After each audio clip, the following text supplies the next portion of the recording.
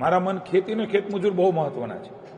એટલે કે ખેડૂત અને ખેતમજૂર જ્યાં જે કરવું ઘટે કરીને તળ ધરતી ઉપર સાચ અર્થમાં દેખાય, નકારાત્મકતા નહીં, નેગેટિવિટી નહીં, પણ સકારાત્મક રીતે કોઈ નાની મોટી તકલીફ મુશ્કેલી હોય તો સૌ સાથે મળીને દેખાય એ પ્રકારે ઉકેલવાનો પ્રયાસ પણ કરીશું.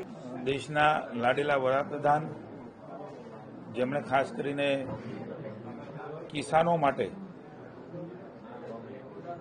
એક ઐતિહાસિક નિર્ણયો આ દેશના ખેડૂતો માટે લીધા છે.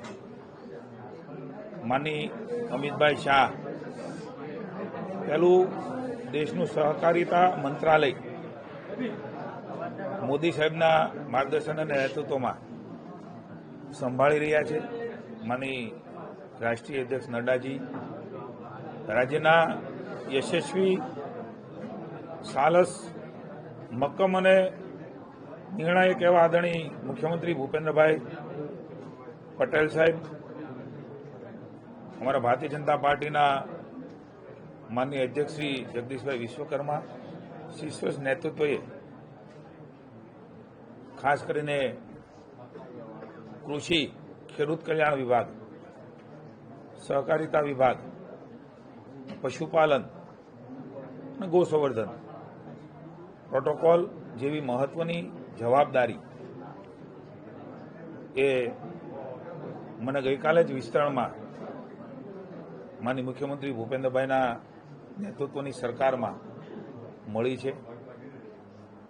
સ્વાભાવિક છે કે જ્યારે પણ જવાબદારીઓ બદલાતી હોય છે ત્યારે તરત જ માનનીય મુખ્યમંત્રીશ્રીનો આગ્રહ હોય છે. ગઈકાલે કેબિનેટમાં પણ એમણે તુરત જ બધાને ચાર્જ લઈને રાજ્યની જનતાની સુખાકારીમાં પોતપોતાના વિભાગોમાં કેવી રીતે સહકારને મદદ કરી શકાય જેનાથી સૌની જીવન બદલાય, એટલા માટે આજે મેં આ ચાર્જ લીધો છે.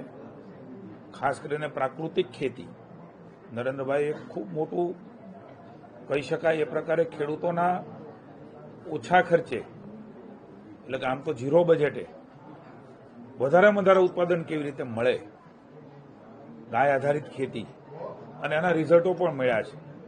રાજ્યમાં મહામહિમ આદરણીય રાજ્યપાલ આચાર્ય દેવવ્રતજીએ માનની મોદી સાહેબના નેતૃત્વની અંદર એક વિશેષ ગુજરાત અને સમગ્ર દેશની અંદર એક નવું જાગરણનું કામ કરીને ખેડૂતોને એમાં જોડ્યા છે. લાખો હેક્ટર જમીનો એ પ્રાકૃતિક ખેતી ઉત્પાદન કરતા થયા છે, એના મોલ બન્યા છે, અને એનો આમદની પણ ગામડામાં ખેડૂતને ખેતમજૂર એમને મળ્યા છે. ત્યારે મને આનંદ છે ને સહકારથી સમૃદ્ધિ અનેક રિફોર્મ્સ માનનીય અમિતભાઈ શાહે, આપણા દેશના યશસ્વી ગૃહમંત્રી અને સહકારિતા મંત્રી, આપણું ગૌરવ, માનનીય મોદી સાહેબના નેતૃત્વમાં એમણે અનેક રિફોર્મ્સ કર્યા છે.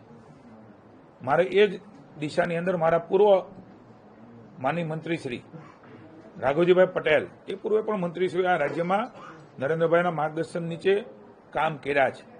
એ જ કામને એ જ ગતિથી આગળ વધારીને રાજ્યના ગામડાની અંદર સહકાર અને ખેતી અને ખેતમજૂર, મારા મન ખેતી અને ખેતમજૂર બહુ મહત્વના છે.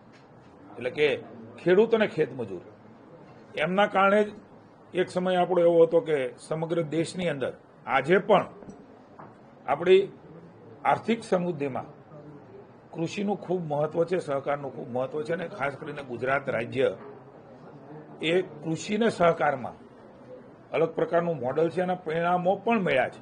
સકારાત્મક રીતે, હકારાત્મક રીતે ધરતી સુધી એ પરિણામો મળી રહે એમના માટેના પ્રયાસો એ હું કરવાનો છું. ને સૌ લોકોનો, આપ સૌનો, આના વિભાગો સાથે જોડાયેલા સૌ કોઈનો, ગામડામાં બેઠેલો મજૂરી કરનાર, ખેતી કરીને પસીનો પાડીને ઉત્પાદન કરનાર એ તમામ લોકોના માટે જે કાંઈ થઈ શકે, એટલે આપ સૌનો અને એમનો પણ હું સહકાર માંગુ છું.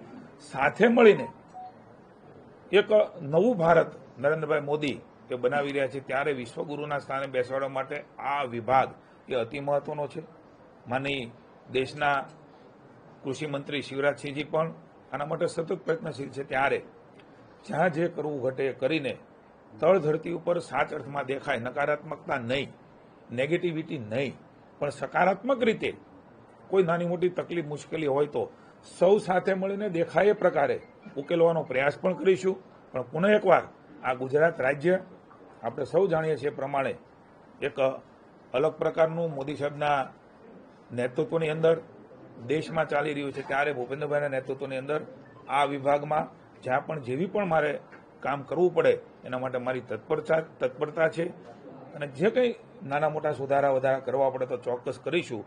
વિશાળ હિતમાં જે કરવું પડતું હોય, ઘણી વખત ઘણાને એવું લાગતું હોય કે આ કરી નાખવું જોઈએ, ઘણા લાગવું જોઈએ નહીં કરવું જોઈએ, પણ ટોટાલિટીમાં વિશાળ હિતમાં જે કરવું ઘટતું હોય એ રાજ્ય સરકાર અગ્રતાક્રમથી ચોક્કસ કરશે. એની પણ હું આપણા માધ્યમથી સમગ્ર રાજ્યના ખેડૂતો, સહકારિતામાં જોડાયેલા સૌ લોકો, પશુપાલનમાં ડેરી સાથે જોડાયેલા લોકો, ગૌ સંવર્ધનનું ખૂબ મોટું કામ એ પણ માનનીય રાજ્યપાલશ્રીને ભૂપેન્દ્રભાઈના નેતૃત્વમાં ચાલી રહ્યું છે. અને તે જ ગતિથી આગળ વધારવા માટેના મારા પ્રયત્નો રહેશે. આપણું ગુજરાત એ ગૌરવશાળી બને, આપણો દેશ એ વિશ્વગુરુના સ્થાને બેસે, એના માટે આ વિભાગ અતિ મહત્વનો છે. અને એના માટે સૌનું કોન્ટ્રીબ્યુશન આ દેશને એક નવી ઊંચાઈ ઉપર, ગુજરાતને નવી ઊંચાઈ ઉપર લઈ જશે. Thank you.